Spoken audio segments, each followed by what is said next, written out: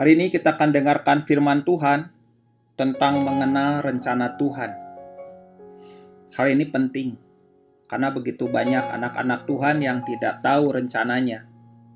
Hidup dengan kehampaan, sekalipun memiliki banyak, kalau tidak menjalani rencana Tuhan, maka sia-sialah apa yang dimilikinya. Sekalipun telah pergi ke berbagai tempat, tapi tidak pernah mengerti tentang rencana Tuhan, maka semua yang telah dimiliki atau tempat-tempat yang pernah dikunjungi atau apapun yang sudah pernah diraihnya itu menjadi hal yang sia-sia. Esensi kehidupan itu bukan apa yang kita raih, bukan apa yang kita ambil, bukan apa yang kita capai, atau juga bukan tentang apa yang kita kunjungi. Esensi kehidupan adalah ketika kita mampu menyelesaikan apa yang sudah Tuhan taruhkan dalam hidup kita masing-masing, apa yang sudah Tuhan letakkan, dan apa yang sudah Tuhan bangun dalam hidup kita.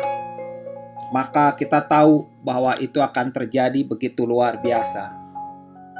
Karena itu sangat penting setiap kita tidak menjadi perahu yang ada di lautan tanpa arah, tidak tahu jalan kemana-mana. Satu perjalanan yang kehilangan segala hal. Mempunyai banyak tetapi kehilangan hati untuk mencari Tuhan, itu juga merupakan hal yang sia-sia. Karena itu pada hari ini kita mau dengar firman Tuhan tentang mengenal rencana Tuhan. Mengenal rencana Tuhan itu ada dua hal penting. Yang pertama adalah masalah janji, dan yang kedua adalah masalah menggenapi rencana Tuhan. Masalah janji itu adalah poin di mana setiap kita harus mempunyai hati yang siap untuk menerima janji Tuhan. Dan janji Tuhan itu bukan didengar ketika kita khotbah. Hal itu bisa jadi, tetapi bukan yang utama. Janji Tuhan bukan ketika ketemu dengan seorang hamba Tuhan, dan hamba Tuhan itu yang menyampaikan rencana Tuhan, menunjukkan penglihatan, itu bisa, tapi juga bukan yang utama. Mengenal rencana Tuhan itu adalah hati kita sendiri. Tuhan memakai berbagai macam cara, tetapi poinnya janganlah di antara kita yang mengandalkan hamba Tuhan, mengandalkan khotbah. Poinnya bukan di situ, bukan siapa yang menyampaikan khotbah, bukan siapa yang menyampaikan rencana Tuhan. Poinnya adalah di mana hati kita bisa menangkap suaranya, menangkap perkataannya, menangkap janjinya. Itu poinnya. Seringkali kita mengharapkan orang lain, mengharapkan hamba Tuhan, mengharapkan mimbar, atau mengharapkan momen-momen yang sepertinya itu yang kita tunggu-tunggu. Tapi hati kita sendiri nggak pernah siap untuk menerima janjinya. Maka ada banyak hal yang terhilang, ada banyak yang terlepas, ada banyak yang terlewatkan. Karena poinnya bukan siapa, tapi hati kita bagaimana. Mengenai hati itu adalah sangat penting untuk menerima janji.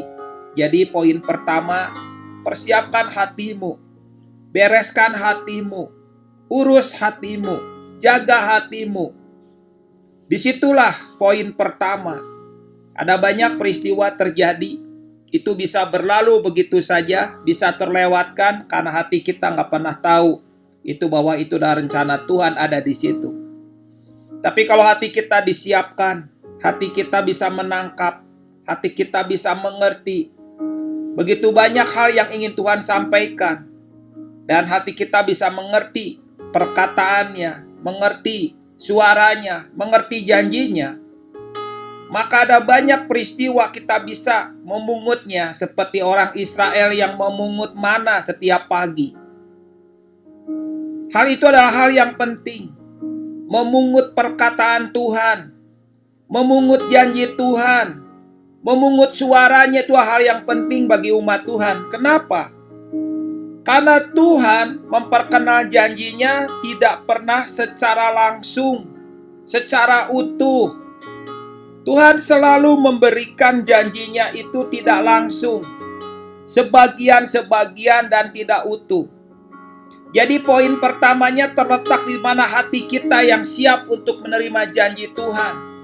Yang kedua adalah hati kita yang siap untuk memungut perkataannya, memungut suaranya, dan memungut janjinya. Jadi disitulah ketika kita mampu memungut semua suaranya yang ada di sekitar kita, memungut perkataannya ketika kita menyiapkan hati untuk saat teduh, untuk berdoa. Lalu setiap kali saudara memungut perkataannya, memungut suaranya, dan memungut janjinya, maka itu harus kau simpan di dalam hatimu. Jadi yang pertama adalah menyiapkan hati untuk menerima rencana Tuhan. Hal yang kedua, memungut suaranya, memungut perkataannya, memungut janjinya. Itu hal yang kedua. Hal yang ketiga adalah menyimpan dalam hati. Ketiga poin ini adalah proses yang sangat penting bagi setiap umat Tuhan untuk menerima janji dan mengenal jalan-jalannya supaya engkau sanggup menggenapi rencananya. Kita lihat perbedaan antara Yakub dan Yusuf. Ada perbedaan yang sangat menyolok antara Yakub dan Yusuf. Kita lihat yang pertama adalah Yakub. Yakub mendengar dari mamahnya. Ketika dia dalam kandungan, mamahnya pergi kepada seorang abdi Allah. Dan dikatakan bahwa dalam kandungan itu ada dua bangsa yang selalu bertolak-tolakan. Dan yang kecil itu akan menjadi tuan bagi yang tua. Dan disitulah Yakub memegang janji itu. Tetapi salahnya Yakub adalah ketika dia memegang janji itu, dia lakukan dengan kekuatannya sendiri. Dia mengambil alih, dia mendominasi, dia mempercepat, dan dia melakukannya dengan caranya sendiri. Apa yang terjadi dengan Yakub pada waktu itu? Sepertinya dia memperoleh hak kesulungan, tapi sebenarnya dia sedang merusak pekerjaan Tuhan dalam hatinya. Ketika dia menipu ayahnya, sepertinya dia memperoleh janji, dia memperoleh berkat sulung, dia memperoleh apa yang dikatakan dalam doa-doa dari ayahnya itu. Tapi sebenarnya ada sebuah kesalahan yang Tuhan harus urus dalam hidupnya Yakub. Sampai akhirnya Yakub sampai di tempat yang begitu luar biasa, yaitu di Betel. Pengalaman itu pengalaman yang begitu luar biasa. Tetapi apa yang terjadi ketika Tuhan muncul dan memberikan janji? Lagi-lagi masalahnya, Yakub di dalam hatinya tidak siap dengan apa yang Tuhan katakan. Hatinya tidak mengerti bagaimana mengerjakan rencana Tuhan itu. Itulah masalahnya Yakub. Sehingga ketika hampir waktunya dia sudah tua, ada banyak kehilangan dalam hari-hari dan tahun-tahun hidupnya. Dia tidak berjalan sesuai dengan rencana yang dia inginkan dari Tuhan. Yang ada adalah kegagalan. Yang ada adalah perjalanan yang sia-sia. Sampai akhirnya Yakub tahu bahwa apa yang dikejar harusnya dia letakkan di hadapan Tuhan. Apa yang diinginkan harusnya tidak lagi diinginkan. Dalam pergulatan di Sungai Yabok, disitulah Yakub tahu bahwa persoalannya adalah dia yang berusaha untuk menguasai rencana Tuhan. Dia yang berusaha mendominasi rencana Tuhan dalam hidupnya. Sampai akhirnya Tuhan harus memukul kekuatan utamanya. Dan pada saat itulah Yakub sadar, dia lumpuh, dia pincang, kekuatannya tidak ada lagi. Disitulah Yakub berkata kepada orang yang bergulat dengan dia, "Berkati aku." Dia tidak lagi mau mengerjakan apa yang biasa dia kerjakan, yaitu mendominasi, menguasai rencana Tuhan. Saat itu dia berjalan dengan keinginan yang berbeda. Dia memaksa kepada orang itu, "Aku tidak akan membiarkan engkau pergi sebelum engkau memberkati aku." Hari itu Yakub tahu sesuatu yang berbeda tercelik dari matanya, bahwa apa saja yang diperolehnya pada saat ini, sepertinya itu tidak akan berguna kalau dia tidak pernah mampu menjalani menggenapi rencana Tuhan. Saudara, betapa banyaknya hidup kita seperti Yakub, berusaha untuk menipu Tuhan, berusaha untuk menipu banyak orang. Seolah-olah rencana Tuhan itu diatur, dikuasai, dipaksa untuk mengikuti keinginannya. Dan pada saat itu saudara tahu bahwa apa saja yang dikerjakan kalau bukan Tuhan yang memimpinnya, sekalipun diawali dengan rencana Tuhan, maka yang ada adalah kegagalan dan kesia-siaan. Semuanya seperti air yang dikumpulkan setetes demi setetes, sampai gelas itu penuh. Setelah penuh, kita tahu itu bukan air yang murni, itu air yang kotor dan beracun. Maka semua yang kita kumpulkan itu harus kita buang. Dan kita harus mulai dari nol lagi, kembali kepada titik awal, yaitu adalah memberikan hati kita kepada Tuhan. Biar kita mendapatkan setetes demi setetes dari Tuhan, sampai yang namanya gelas itu penuh. Dan kita tahu perbedaan gelas yang penuh dari Tuhan dengan gelas yang penuh dengan diri kita sendiri, kemampuan dan kemauan kita sendiri. Kita tahu itu karena ujungnya berbeda. Dan Yakub tahu di dalam hidupnya, ketika dia ditanya oleh Firaun, "Berapa umurmu?" Yakub berkata dengan penuh penyesalan bahwa tahun-tahun pengembaraanku adalah tahun-tahun yang begitu sia-sia. Ada banyak kehilangan, ada banyak kerusakan, ada banyak hal-hal yang gak perlu sebenarnya. Dan pada saat itu Yakub tahu kesalahannya dimulai. Dia menerima janji Tuhan, tetapi dia tidak pernah tahu bagaimana menggenapi rencana Tuhan. Dia menerima janji Tuhan yang luar biasa, tetapi hidupnya penuh dengan kerumitan, penuh dengan kekacauan, penuh dengan kerusakan, dan itu diperbuat oleh dirinya sendiri karena dia ingin menguasai rencana Tuhan. Dia ingin mempercepat rencana Tuhan sesuai dengan maunya sendiri. Dia ingin melakukan rencana Tuhan dengan mendominasinya, menguasainya, dan mengaturnya dengan caranya sendiri. Ujungnya kesia-siaan. Sampai akhirnya di ujung tahun hidupnya, Yakub tahu kegagalan-kegagalannya, kesia-siaan dan kehilangan tahun-tahun hidupnya. Percumalah semuanya. Kalau semua tetesan-tetesan yang ada dalam gelas hidupnya itu bukan dari Tuhan, percuma. Sejak itulah Yakub tahu, 15 tahun ketika dia ada di Mesir, dia melakukan pengejaran. Mata dia makin tertutup secara jasmani, tetapi mata rohnya terbuka. Hari itu dia tahu adalah waktu yang penting. Akhirnya dia memanggil Yusuf dengan kedua cucunya Yakub. Kedua anak Yusuf ini diberkati oleh Yakub. Hal yang tidak pernah diduga, dia melihat dengan jelas. Walaupun mata batinnya, walaupun mata jasmaninya tidak melihat apa-apa karena hampir buta, tapi manusia rohnya, mata batiniahnya melihat dengan jelas. Bukan saja melihat apa yang di depan mata, tapi melihat jauh ke depan. Dia melihat rencana Tuhan di dalam diri cucunya. Lalu dia menumpangkan tangan dengan tangan yang bersilang kepada Efraim yang harusnya dia bukan anak sulung, tapi diletakkan tangan yang kanan dan langsung bernubuat untuk Efraim.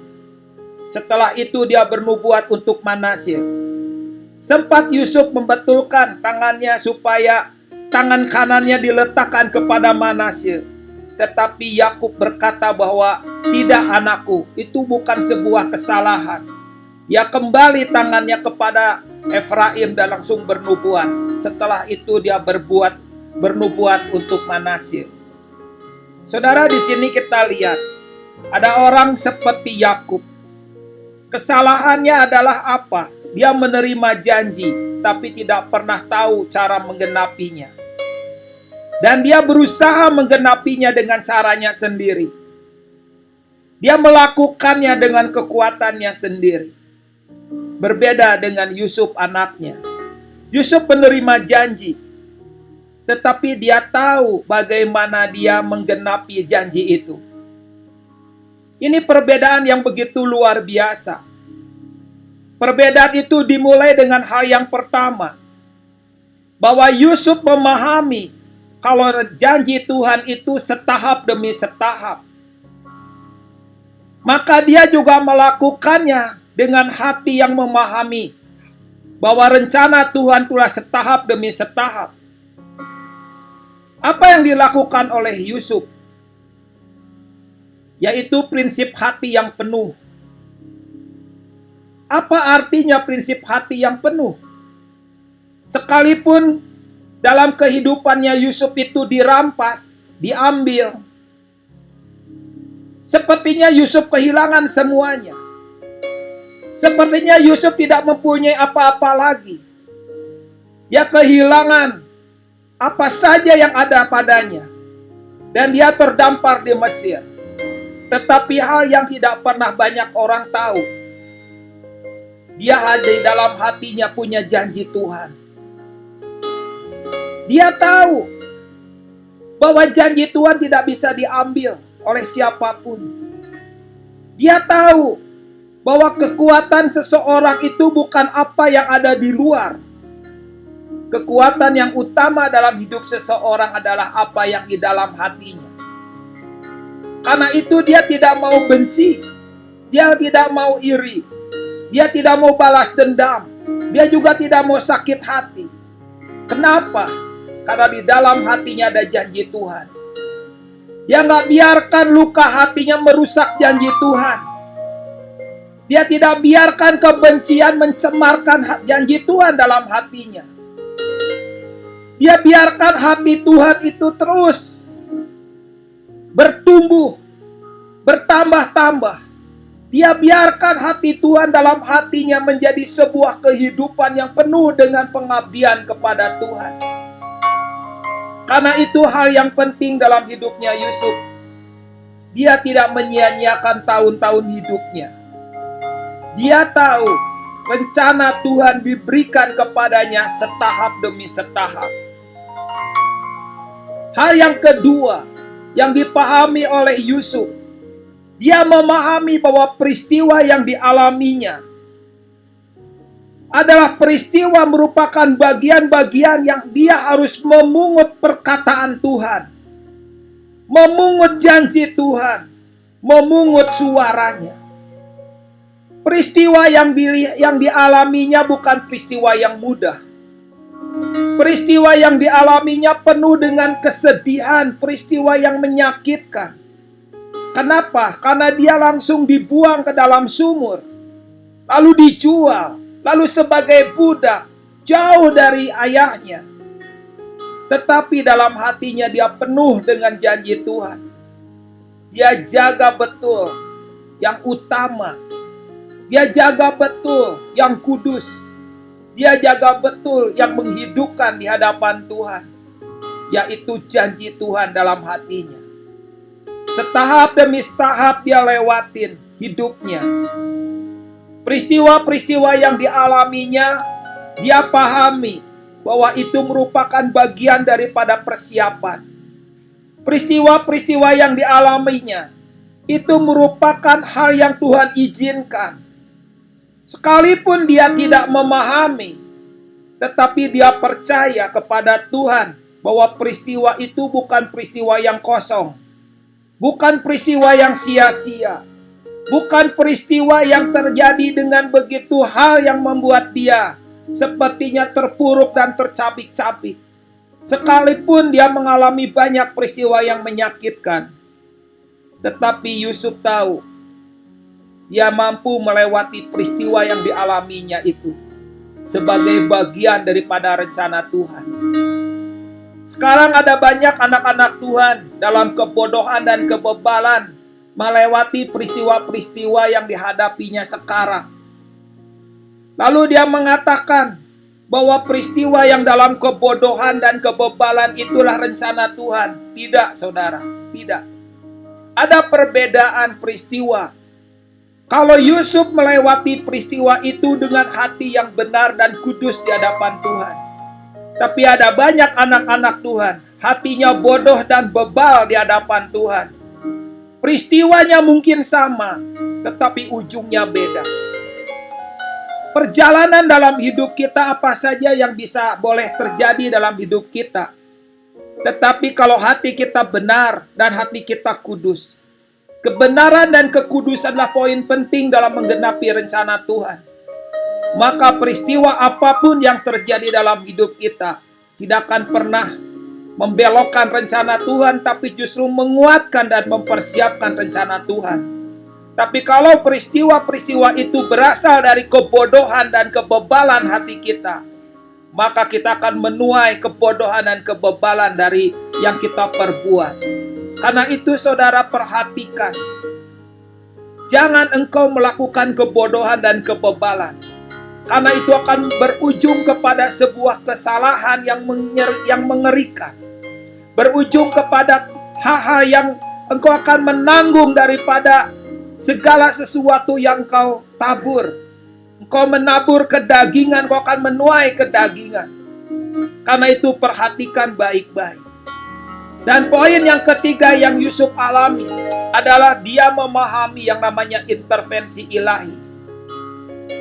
Setelah janji Tuhan terjadi dalam hatinya, ketika dia mendapatkan mimpi, dua mimpi yang dia ceritakan kepada saudara-saudaranya dan kepada ayahnya dan kepada keluarganya. Pada saat itu kesalahannya Yusuf adalah dia menyangka bahwa hari itu juga dia sudah menjadi orang yang sesuai dengan mimpi itu. Nyatanya tidak. Butuh belasan tahun kemudian. Dan ketika peristiwa dia tiba-tiba ada orang yang masuk dalam selnya, juru minuman dan juru roti yang masing-masing bermimpi. Saat itu Yusuf memahami bahwa itu adalah intervensi ilahi yang masuk kepada dua temannya yang ada dalam satu selnya. Dan ketika hari itu dia menceritakan mimpinya, Yusuf juga menerjemahkan mimpinya. Lalu Yusuf mengatakan bahwa dirinya adalah orang yang tidak bersalah. Tolong ingat aku. Tetapi apa yang terjadi? Juru minuman itu melupakannya. Intinya Tuhan yang membuat dia lupa. Tetapi apa yang terjadi pada Yusuf? Dia tahu ini adalah intervensi ilahi. Masa penundaan. Masa yang tidak diizinkan keluar dari sel. Dan dia bisa menerima dengan ikhlas. Dia tidak bersungut-sungut, dia tidak protes. Dia tidak berkata bahwa Tuhan tidak adil. Dia tidak seperti banyak anak Tuhan zaman sekarang yang punya masalah sedikit aja mau meninggalkan Tuhan. Kebodohan dan kebebalannya lalu dia pergi menjauhkan diri dari teman-temannya, dari komunitasnya. Ada orang-orang yang melakukan bunuh diri rohani. Yang menganggap bahwa saya sudah salah, maka saya melakukan kesalahan yang lebih besar. Itu sebuah kesalahan, itu kebodohan dan kebebalan. Harusnya kalau itu terjadi, sudah tahu dalam hidupmu ada intervensi ilahi. Ketika orang yang namanya Yusuf tahu bahwa yang namanya orang juru minuman itu pergi dan tidak datang-datang lagi, dia tidak menyesal kenapa saya harus melayani dia. Kenapa saya bisa menerjemahkan mimpinya. Dia tidak menyesal. Tapi dia tahu itu adalah intervensi ilahi. 2 tahun kemudian, Yusuf dikeluarkan dari penjara, dibersihkan, dimandikan, bercukur, dan mengenakan pakaian yang layak. Lalu dia menghadap kepada Firaun. Lalu Firaun menjelaskan mimpinya. Yusuf pun tahu itu intervensi ilahi terjadi lagi. Saudara, memahami rencana Tuhan dibutuhkan hati yang penuh. Penuh dengan perkataan Tuhan, penuh dengan suaranya, penuh dengan janjinya. Sekalipun apapun dan bagaimanapun kondisi yang kau alami, kalau hatimu penuh dengan suaranya, penuh dengan perkataannya, penuh dengan janjinya, apa saja yang kau alami, engkau akan memahami bahwa segala sesuatu tidak akan pernah sia-sia. Engkau mengenali bahwa segala sesuatu yang terjadi dalam hidupmu sebagai persiapan untuk menggenapi rencana Tuhan. Engkau tahu intervensi ilahi yang terjadi dalam hidupmu. Engkau tahu sepertinya segala sesuatu sudah dirancang, tetapi hatimu bisa menangkap Tuhan gak mengizinkannya. Engkau tahu intervensi ilahi yang menghalangi engkau, yang membelokkan engkau, yang membuat engkau tidak bisa pergi ke tempat yang kau mau. Itu namanya intervensi ilahi.